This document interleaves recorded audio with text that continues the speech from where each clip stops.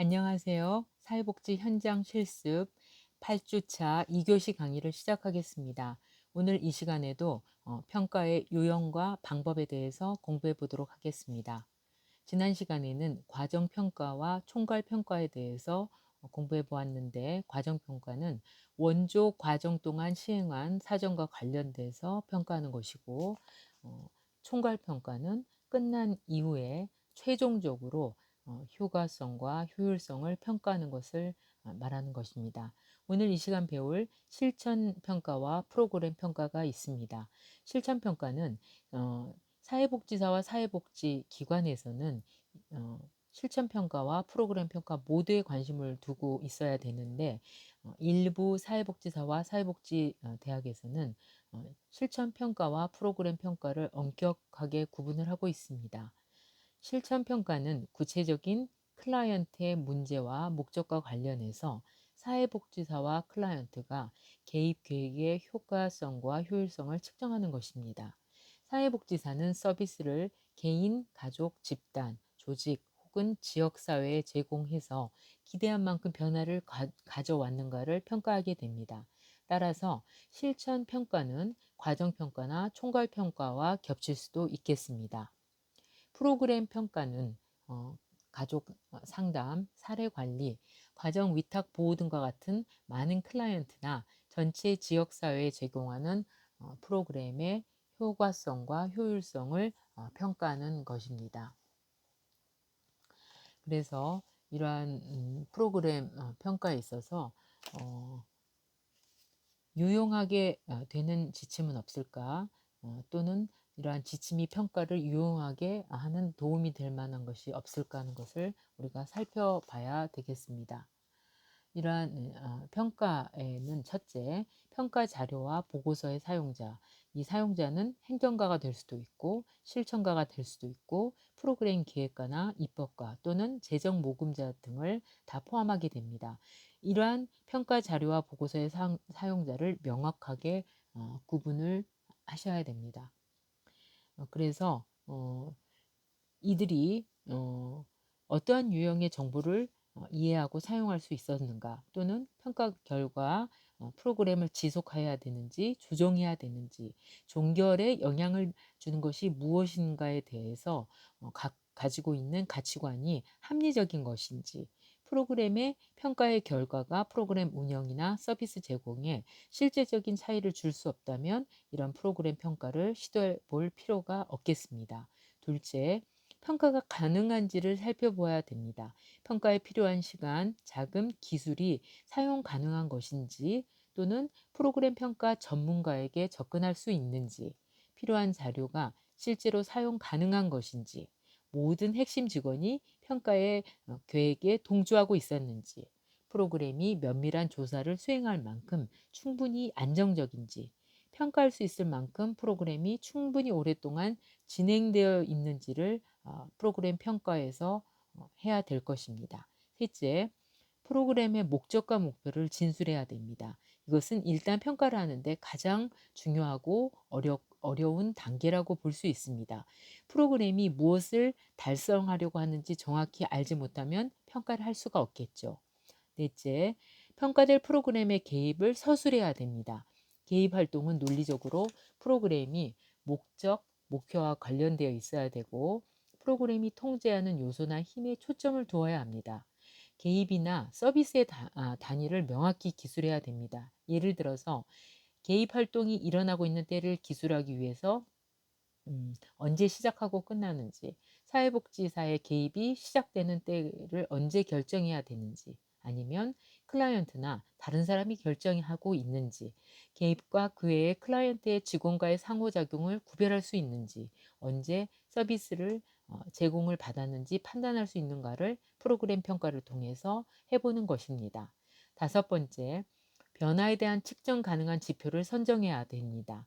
일단 프로그램에서 변화시키고자 하는 특정 태도, 행동, 조건에 대해서, 즉 프로그램의 목적에 대해서 명확히 알게 해야 되고, 이 변화를 일으키는 데 사용될 개입에 대해서도 명확히 알고 있다면 이런 것을 추적해서 측정할 수 있는 변화의 지표를 선정해야 됩니다. 또한 이 지표는 논리적으로 프로그램 개입으로 발생한 것이어야 되고, 이 지표는 논리적으로 어떻게 효과가 일어나고 있는지, 일정 시간에 일어난 것인지를 합리적으로 판단할 수 있는 근거가 있어야 됩니다. 여섯 번째, 적절하고 사용 가능한 자료 수집과 측정 도구를 선정해야 됩니다. 타당성 있는 그리고 신뢰성 있는 도구를 개발하는 것은 굉장히 복잡하고 시간이 오래 걸리며 비용이 드는 과정입니다. 그렇기 때문에 사용 가능한 도구를 선택해서 비슷한 프로그램에서 사용 평가된 그 도구를 검토를 해서 다른 사람들이 유효한 것으로 인정한 도구를 사용해서 프로그램 평가를 진행시켜야 되는 것입니다. 일곱 번째, 자료를 어떻게 수집하고 도표화하고 분석할지를 계획하는 것입니다. 사용하고 관리할 수 있는 것 이상의 자료를 모으지 말아야 됩니다. 원하는 자료를 실제 사용 가능한 것이어야 되는데, 예를 들어서 다양한 사례 파일에서 자료를 모으려고 한다면 파일 모두가 필요한 정보를 담고 있는지 먼저 평가를 해야 됩니다. 자료가 컴퓨터 시스템 안에 저장되어 있다면 어떻게 그것을 이용할 수 있는지, 원하는 정보를 클라이언트에 양해 없이 얻을 수 있는지를 다각적으로 판단해야 될 것입니다. 여덟 번째, 평가 결과를 해석해야 합니다. 평가 노력의 마지막 산물은 결과의 보고인데, 이 해석에서 각별한 주의가 필요하겠습니다. 프로그램의 성공과 실패를 설명하는 것이 개입의 성격 이외에도 다른 요소에 의한 것일 수도 있습니다. 예를 들어서 성공적인 프로그램에 대해서는 매우 헌신적이고 모티베이션이 잘 된 사람이 리더의 위치에 있을 수 있습니다. 이러한 사람이 여러 장애에도 프로그램에 제대로 프로그램을 진행할 수 있도록 열심히 노력했을 수 있고, 이러한 리더십이 프로그램 설계나 개입 기법만큼 성공적인 결과에 영향을 미칠 수도 있습니다. 이와는 반대로 아무리 좋은 프로그램이라 할지라도 사회복지사의 어떤 리더십이나 열정이 낮아서 좋지 않은 결과가 나올 수도 있습니다. 다시 말하자면 이 평가가 좋은 것으로 이루어졌다면 여기에 영향을 미치는 요소들을 판단해야 된다는 것, 평가해야 된다는 것을 의미합니다. 어,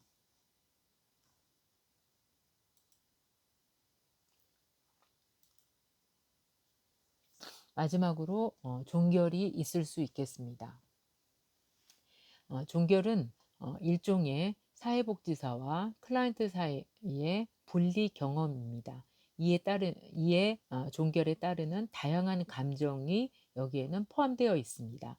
또한 사회복지 실천 과정에서 사회복지사와 클라이언트 간의 개입 활동을 마치는 것으로서 클라이언트와의 업무적 관계를 끝맺는 체계적인 절차를 종결이라고 말할 수 있습니다. 따라서 이러한 원조 과정에서 종결 단계는 크게 세 가지 중요한 측면이 있습니다. 첫 번째, 클라이언트의 목적이 만족스럽게 달성된 시점을 사정해야 됩니다. 두 번째, 클라이언트가 종결 후에도 변화를 유지하고 성장을 지속할 수 있도록 전략을 발전시키고 이를 돕는 것을 말하고, 세 번째, 성공적으로 원조 관계를 종료하는 것입니다. 종결 과정에서 사회복지사의 일들은 첫 번째, 적절한 종결 시기를 결정하고, 두 번째, 클라이언트와 사회복지사의 정서적인 반응을 처리를 해야 되며, 세 번째, 개입을 통해서 획득한 효과의 유지와 강화를 시키고, 네 번째, 필요한 경우에 클라이언트를 다른 자원으로 의뢰하는 것을 말합니다. 종결이 적합한지를 결정할 때에는 다음과 같은 것들을 고려해야 되는데, 화면에서 보이는 것처럼 개인 목표가 달성되었는가, 두 번째, 서비스 제공이 합의된 시간에 달성되었는가, 세 번째, 클라이언트가 기관에 가지고 온 문제나 상황이 충분히 해결되어 클라이언트가 현재 만족스러운 수준으로 기능하고 자신이나 타인을 해칠 위험이 없는가. 네 번째, 사회복지사와 기관이 만족할 만한 성과 없이 시간, 에너지, 기술을 투입하고 있는가. 다섯 번째, 클라이언트와 사회복지사는 모두 앞으로의 접촉에서 더 이상의 이득을 기대할 수 없다는 결론에 도달했는가. 여섯 번째, 클라이언트가 사회복지사나 기관에 부적절하게 의존하게 되었는가.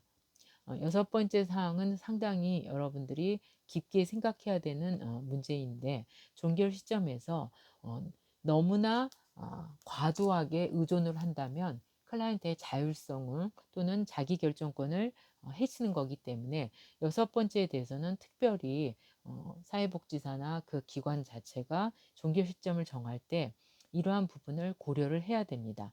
일곱 번째, 클라이언트를 다른 기관이나 다른 전문가에게 의뢰하는 것이 더 적합한가를 여러분들이 평가를 하셔야 됩니다. 이러한 종결의 유형에 있어서의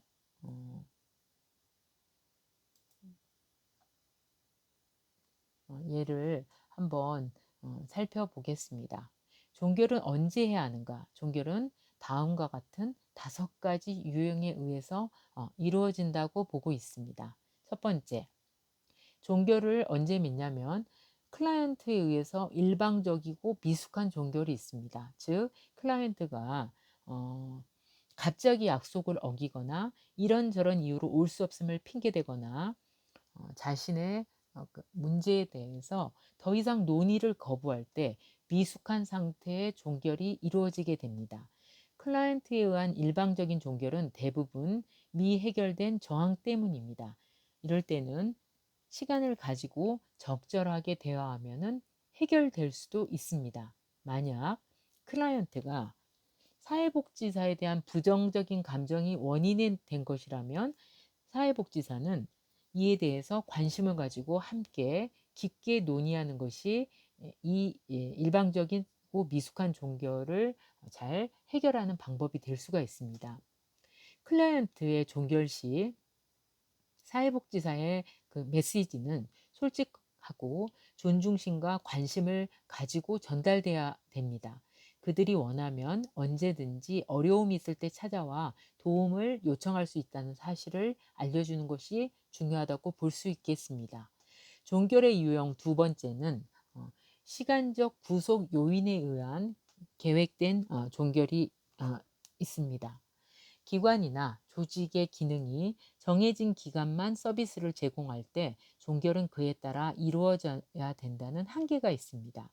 예를 들어 보자면 학교 프로그램은 방학이 되면 종결이 되고 병원 서비스는 환자가 퇴원하게 되면 종결할 수밖에 없습니다. 종결을 할 때 사회복지사는 클라이언트의 분리에 대한 감정을 다루어 주어야 합니다. 또한 필요하면 지속해서 서비스를 받기 위해서 의뢰도 고려해 보아야 될 것입니다. 세 번째, 시간 제한적인 개인 모델에 의한 계획된 종결이 있습니다. 종결 시점을 시작 시점부터 미리 알고 있게 되면 정서적 애착과 의존심은 물론 종결에 따른 상실감의 정도도 감소시켜 줍니다. 하지만 이 유형의 종결에서도 나름대로 종결에 대한 정서적 반응이 나타나기 때문에 사회복지사는 이에 민감하게 대처를 해야 될 것입니다. 따라서 사회복지사는 마지막 종결 시간 전에 공식적으로 종결에 대비한 시간을 갖도록 하고 이를 공식화하면서 종결 과업을 클라이언트에게 제시하도록 하여야 되겠습니다. 시간 제한적 개인 모델은 쉽게 말하자면 종결 시점이 예를 들어서 클라이언트와 5회기로 한다. 그러면 4회기 때부터는 마지막 회기가 남았다는 것을 미리 공지하고 이러한 사회복지사와 클라이언트에 대한 분리에 따른 감정을 처리할 수 있는 시간적인 여유를 주는 것을 의미합니다. 네 번째, 시간 제한이 없는 개인 모델에서의 계획된 종결이 있습니다. 시간 제한이 없는 개인 모델에서는 종결 시점을 결정하는 것이 중요한 과제가 됩니다. 서비스 기간을 6개월 이상 지속할 때 클라이언트는 장기적 서비스에서 오는 의존성과 원조 관계에서 든 만족을 중단하는 일에 익숙하지 않고, 이로 말미암아 변화에 대한 두려움을 표시하고 원조 관계에 매달리려고 하는 경향이 생기게 됩니다. 사회복지사는 클라이언트에게 충분한 진전이 있다고 판단되면 그들에게 종결에 대한 사전 언급을 반드시 해야만 합니다. 이에 대한 클라이언트의 동의가 있거나 그들이 목표 달성에 대한 만족감을 표현하면 사회복지사는 종결 계획을 클라이언트와 함께 논의를 해야 되는 과정이 발생하게 됩니다. 다섯 번째, 사회복지사의 개인적 사정으로 말미암은 종결이 있습니다. 예를 들어서 사회복지사에 이동이 있거나 전직을 하게 되는 때와 같은 개인 사정으로 말미암은 종결은 클라이언트와 사회복지사 모두에게 힘든 상황을 연출할 수 있습니다. 특히 이전에 중요한 다른 사람과의 관계에서 거부당한 적이 있는 클라이언트는 이러한 사회복지사의 개인적인 사정에 의한 종결로 더욱 상처받기 쉽고 자존감이 저하되면서 자기 가치감이 상실되게 됩니다. 이러한 상황에서 클라이언트의 감정적 반응에 대응하여 사회복지사도 죄책감을 에서 오는 그 과잉 보상을 하거나 종결에 대한 이야기를 지연하거나 미안해서 지연하게 되는 거죠. 지나친 변명이나 열정을 보이게 됩니다. 사회복지사의 이런 행동은 오히려 클라이언트에게 종결에 대한 상황을 어렵게 만들 수 있습니다. 이럴 때 사회복지사는 시간이 허락하는 범위 내에서 클라이언트에게 감정 표현을 할 수 있는 시간을 갖도록 해주고, 다른 사회복지사에게 의뢰시켜서 원조를 받을 수 있는 준비를 할 수 있도록 해주는 게 중요한 과업으로 남게 됩니다. 그러면 사회복지사가 이러한 종결에서 하는 역할들이 있습니다. 종결에 대해서 긍정적인 태도를 보이는 클라이언트가 있다면 실천 과정을 통해서 성취감과 자신감을 갖게 된 것에 대해서 굉장히 만족하게 될 것입니다. 또한 사회복지사의 도움으로 대처 기술을 익힌 것에 대해서 굉장히 기뻐하고, 종결 이후에도 사회복지사의 도움 없이 생활에 나갈 수 있다는 것에 대해서 자신감을 가지고 만족하게 됩니다.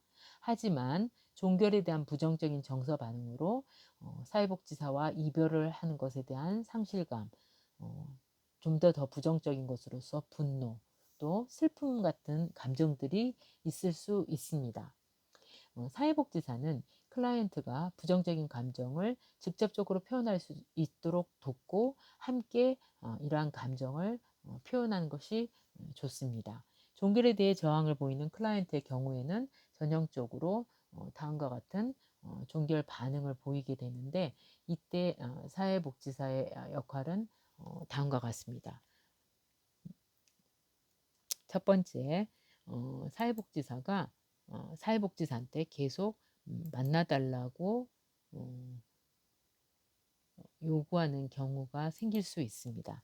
이럴 경우에 사회복지사는 클라이언트에게 독립적으로 문제를 해결하는 것이 목표였음을 강조하는 것이 아주 중요한 역할이 되겠습니다. 두 번째, 과거의 문제가 재발했음을 보고하는 경우가 있습니다. 이때 사회복지사는 클라이언트의 문제에 초점을 두지 말고 종결 이후에 삶에 대한 불확실성, 두려움에 초점을 두어서 회기를 진행시켜야 되고, 감정보다는 클라이언트가 회기를 통해 획득한 역량을 강조해 자기 효율성을 높여줘야 되겠습니다. 세 번째, 종결 단계에 들어와 새로운 문제가 발생하는 경우가 있습니다. 그 문제를, 이 새로운 문제가 발생했다면 그 문제를 다루기 전에 먼저 종결에 대한 감정을 알아보아야 될 것입니다.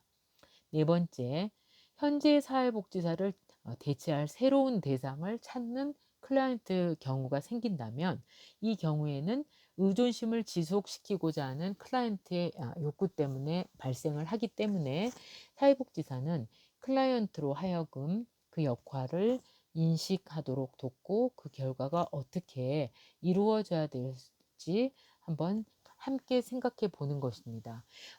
종결은 굉장히 쉬운 과정이라고 생각하겠지만 사실은 일을 마무리하는 과정이기 때문에 상당히 사회복지사의 이 종결에 대한 책임과 역할이 중요하다고 볼 수 있겠습니다.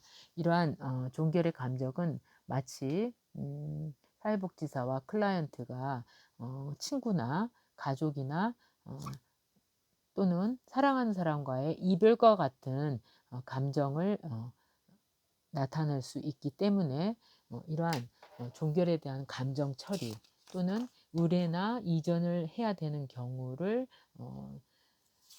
측정하는 것 또는 어, 사회복지사가 가장 중요한 클라이언트의 자립심과 자율성을 뭔가 고취시키고 이러한 자기 자신감을 불어넣어 주는 것에 이 종결 과정에 모두 포함되어 있습니다. 그래서 이러한 종결 과정을 가장 효과적으로 마무리하기 위해서 지금까지 공부한 것들을 잘 살펴보고 여기에 맞추어서 가장 합리적이면서도 또한 클라이언트를 존중하고 클라이언트를 위해서 헌신한 사회복지사의 어떠한 것들을 잘 이야기하는 것이 중요하다고 보겠습니다. 이러한 종결 과정은 계약 단계의 가장 마무리 단계라고 볼 수가 있고 특히나 사회복지사나 클라이언트 모두의 종결로 이루어지는 감정을 잘 처리하는 것에 그 목표를 두고 여러 가지 요인들을 고려해서 평가하고 또한 마무리해야 되는 것이 가장 중요한 과업으로 남게 되는 것입니다.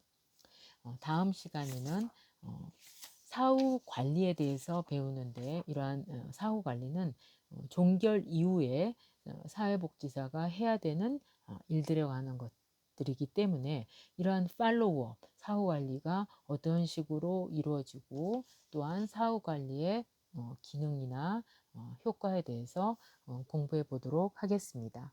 여러분 수고하셨습니다.